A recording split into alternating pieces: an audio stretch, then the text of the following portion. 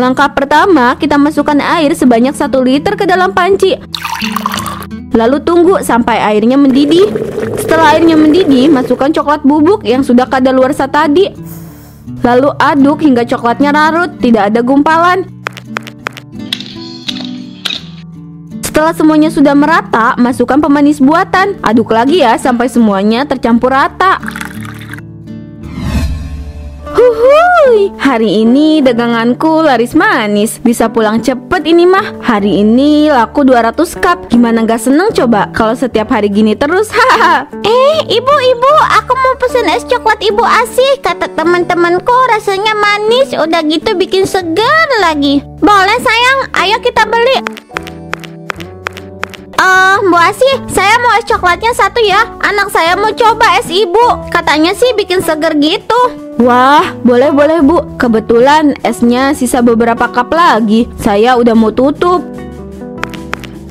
Ini Bu Inem, es coklatnya. Kalau soal rasa manis, gak usah diragukan lagi. Saya pakai pemanis mahal Bu. Udah gitu, coklatnya juga gak kalah mahal. Ini Bu Asih uangnya. Sayang, ini langsung diminum aja es.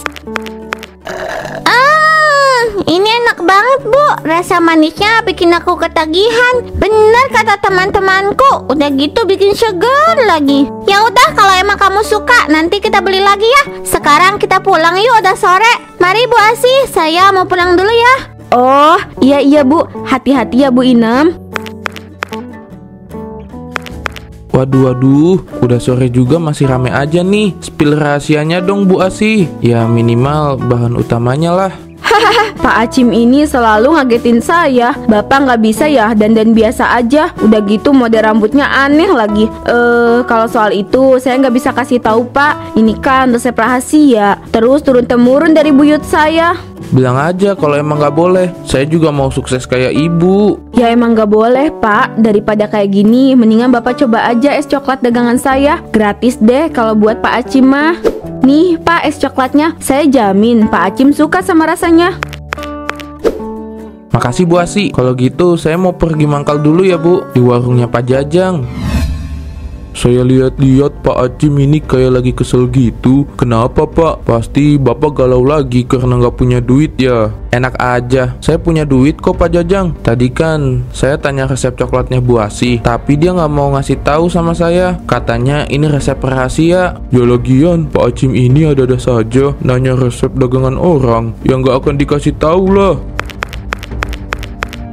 Pak Jajang, saya mau beli obat pereda mual Pak. Anak saya dari tadi ngerasa mual terus Pak. Oh, ada Bu. Sebentar ya, saya ambilkan dulu.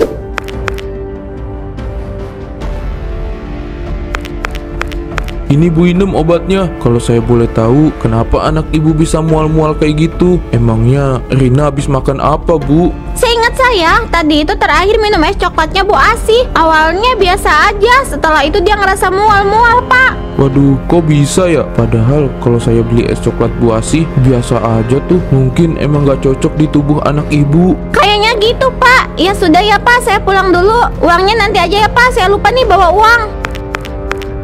Bu Inem ini ada-ada aja. Masa iya anaknya habis minum es coklat Bu Asih langsung ngerasa mual-mual? Mana kebiasaan juga kagak bayar. Utangnya udah numpuk banyak ini. Wah, ini sih senengnya udah nggak ketolong lagi. Coba bayangin, setiap hari dapat uang sebanyak ini. Apa nggak jadi orang kaya dadakan ya? Huhuy, senangnya dalam hati. Kalau punya uang banyak, ahai. Hahaha, aku udah siap jadi orang kaya. Ini lagi si bapak kemana dulu ya? Masa beli coklat aja selama ini? Dia pasti seneng nih, aku dapat uang sebanyak ini. Pak, sini duduk. Bapak harus lihat ya pendapatan yang Ibu peroleh hari ini. Ayo Pak, duduk. Tuh, Pak, lihat. Ibu dapat uang sebanyak ini. Kapan lagi, Pak, kita punya uang sebanyak ini? Ini kita siap nih, Pak, jadi orang kaya. Ibu serius dapat uang sebanyak ini? Kok bisa Bu? Kan Ibu cuma jualan es coklat aja. Ya bisa dong, meskipun cuma jualan es coklat juga. Apa sih yang Ibu nggak bisa? Oh iya, mana coklat sama pemanis buatannya? Bapak beli kan? Ini Bu, Bapak beli kok. Nah, gitu dong. Kalau disuruh beli coklat kadaluarsa sama pemanis buatan itu, nurut, jangan marah-marah terus. Bapak cuma cukup dukung ibu aja. Nanti bapak juga kebagian kok uangnya. Iya, tapi hati-hati Bu kalau ketahuan sama pelanggan. Kalau ketahuan kan bahaya. Nanti kita nggak punya banyak duit lagi. Bapak tenang aja, mereka nggak akan tahu kalau kita pakai coklat yang udah kadaluarsa. Udah ibu mau ke dapur dulu. Ibu mau bikin es coklat buat besok jualan. Kalau gini terus caranya kita bermain, bisa jadi orang kaya. Kalau nanti Asih nyuruh saya beli coklat sama pemanis buatan, saya bakal semangat belinya. Hahaha. Ternyata aku dapat untung yang banyak ya kalau pakai coklat kadaluarsa gini, karena harganya lebih murah. Terus pakai pemanis buatan juga, rasa manisnya lebih kuat. Meskipun aku pakai bahan yang kualitasnya rendah, tapi aku untungnya banyak. Udahlah biarin aja, mereka nggak bakal tahu ini. Oke bunda-bunda yang di rumah, yuk langsung aja kita bikin es coklat ala Bu Asih. Oke, jangan di skip ya tutorialnya bunda-bunda. Langkah pertama, kita masukkan air sebanyak 1 liter ke dalam panci. Lalu tunggu sampai airnya mendidih. Setelah airnya mendidih, masukkan coklat bubuk yang sudah kadaluarsa tadi. Lalu aduk hingga coklatnya larut, tidak ada gumpalan. Setelah semuanya sudah merata, masukkan pemanis buatan. Aduk lagi ya sampai semuanya tercampur rata.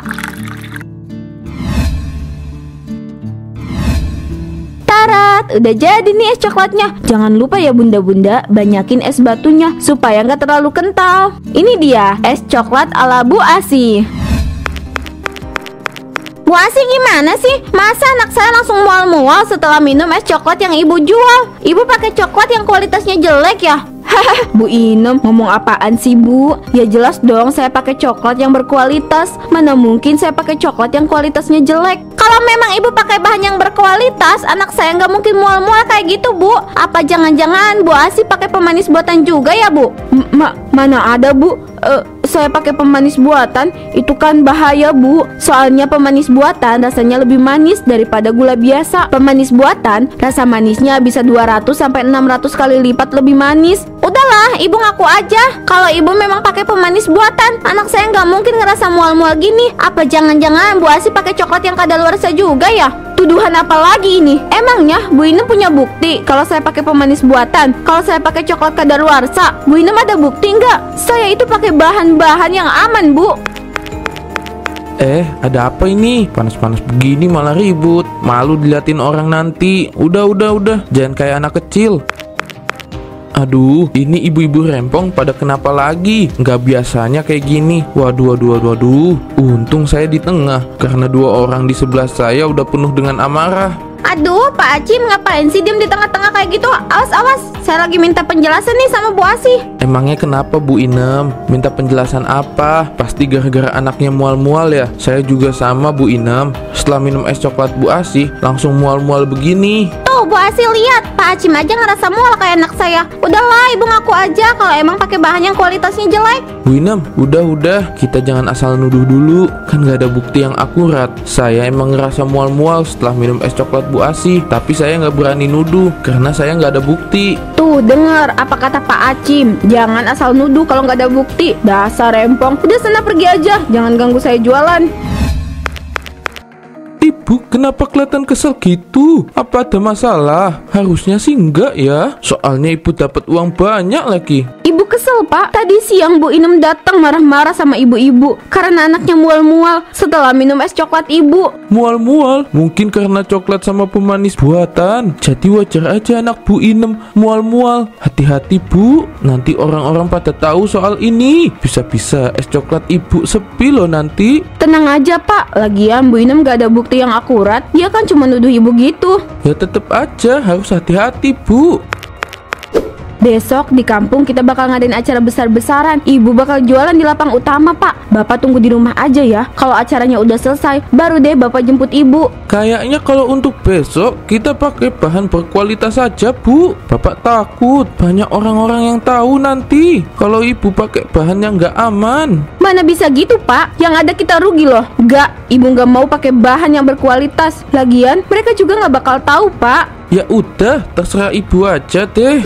Bapak udah belikan coklat sama pemanis buatannya. Ibu mau olah semua bahan-bahan itu sekarang. Udah Bu, semua bahannya udah Bapak simpan di dapur. Bu, saya mau dong es coklatnya 1. Hari ini terasa panas banget, Bu. Wah, boleh Bu. Sebentar ya, saya buatin dulu es coklatnya. Loh, kok esnya lebih dingin dari biasanya ya? Ah, mungkin cuma perasaanku aja. Loh, kenapa tangan saya beku gini? Tolong tangan saya beku. Bu, ibu kenapa? Kok tangannya tiba-tiba beku kayak gini? Ini semua gara-gara es coklatnya Bu Asih. Tangan saya tiba-tiba beku kayak gini. Ibu harus tanggung jawab. Tanggung jawab gimana? Saya aja bingung. Kenapa ini bisa terjadi, Bu?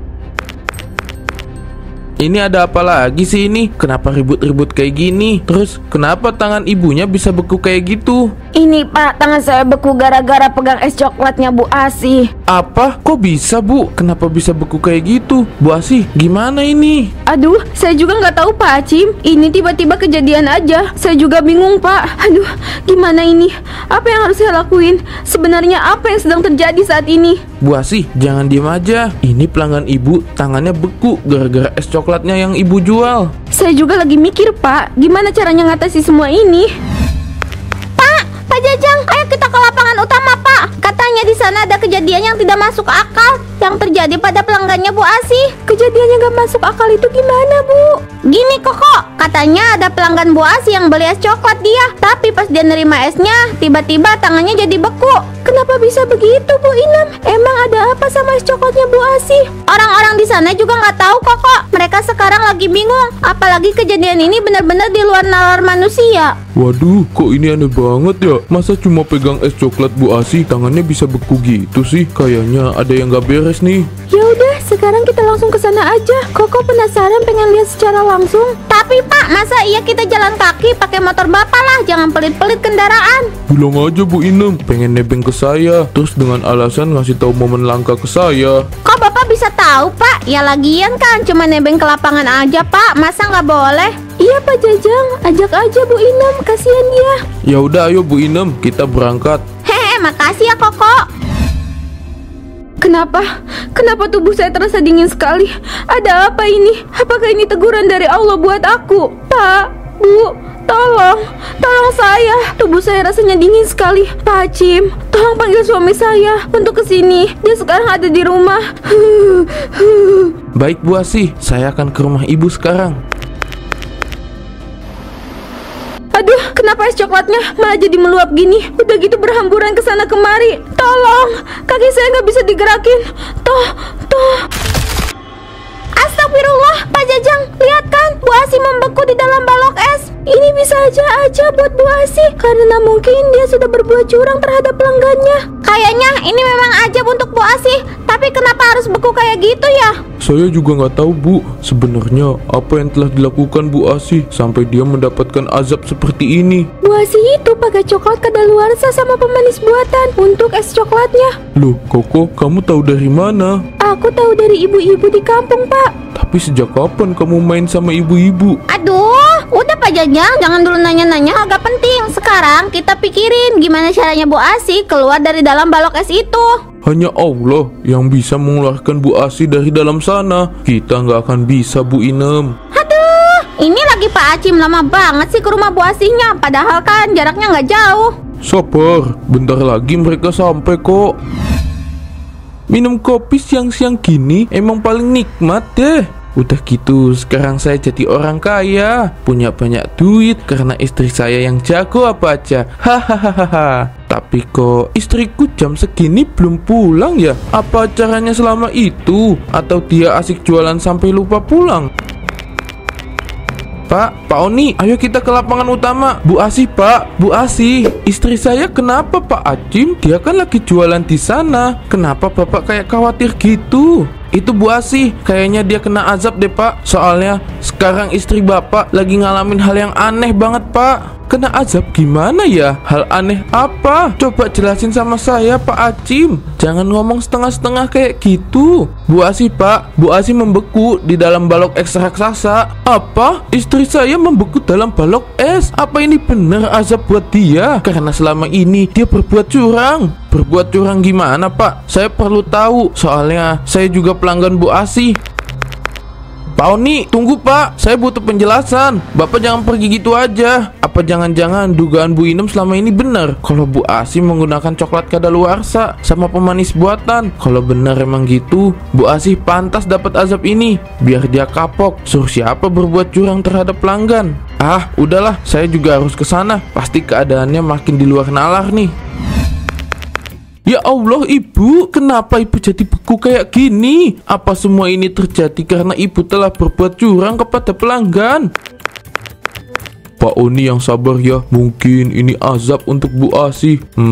Kalau saya boleh tahu, emangnya kecurangan apa yang diperbuat oleh Bu Asih? Sebenarnya selama ini istri saya menggunakan coklat kadaluarsa dan pemanis buatan untuk es coklat yang ia jual, Pak. Astagfirullah, ternyata dugaan saya selama ini benar kalau Bu Asih berbuat curang. Terus kalau Bapak tahu, kenapa Bapak diam aja? Sekarang giliran Bu Asih udah beku gini aja baru bilang. Bukannya saya nggak mau bilang sama kalian, tapi saya dan juga istri saya gelap mata karena uang yang diperoleh istri saya begitu banyak. Berarti Pak Oni sama aja bantu istri Bapak buat curang ya? Iya Pak Acim, saya bantu dia. Sebenarnya yang sering beli coklat dan pemanis buatan itu ya saya sendiri. Ya Allah Pak Oni, pasti Bapak tahu kan kalau bahan yang digunakan itu tidak baik untuk kesehatan. Kenapa tetap dilanjut Pak? Ya namanya juga gelap mata Pak Jajang. Saya benar-benar minta maaf atas semua ini. Saya mengakui kalau saya dan istri saya sudah keterlaluan. Giliran udah ketahuan baru ngaku. Dulu kemana aja Pak? Kenapa diem aja? Istri kena aja baru bilang,